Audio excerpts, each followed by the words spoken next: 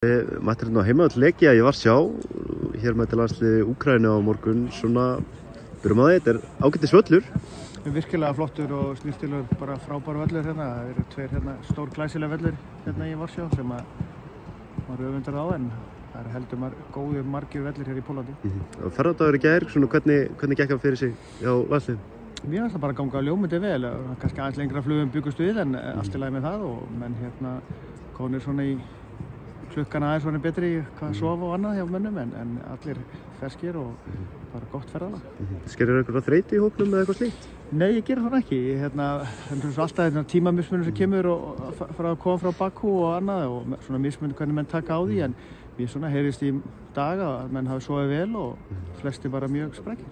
Þetta var gífurlega sterkur og samfærandi sigur gegn Aserum. Bara svona lítur að vera góður andi í hópnum og teiminu? Ég meina fyrri hálfleikurinn eins og sá var virkilega flottur og svo öðru seinni hálfleikur en fyrri hálfleikurinn virkilega skemmtilega að horfa á fersleiki, mikla hreyfingar og kláruðum bara dæmi virkilega vel og góður undirbúningur fyrir þennan næsta leik en allt öðru sér leikur framöndan þannig að allt öðru sér tilfinningar. Bara svona aðeins leikina morgun, svona, hver þín bara tilfinning fyrir þessu? Ég við svo sem verið að berjast við Úkraínu undanfarin ár og þetta hafa nú verið þokkalega jafnir leikir og ég efast ekki með að vera aftur á morgun.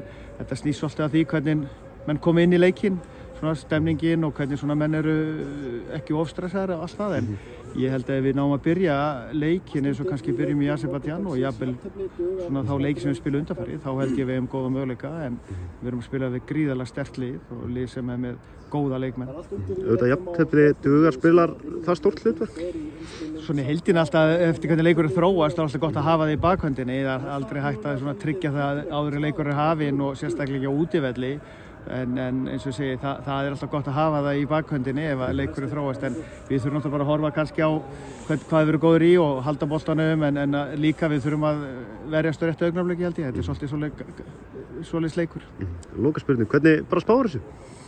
Ég vona svo sannlega við vinnuleikinu og ég heldur hreinu síðasta leik og ég er að vona að við gerum það aftur núna að halda hreinu og við náum að skora 1 mark þannig ég er að vona að við sjáum töluna 1-0 fyrir okkur á morgun. Eitthvað sérstakur markaskorari? Nei, ég er bara svo sem reyna á vellinu skora það er bara það besta sem gerist.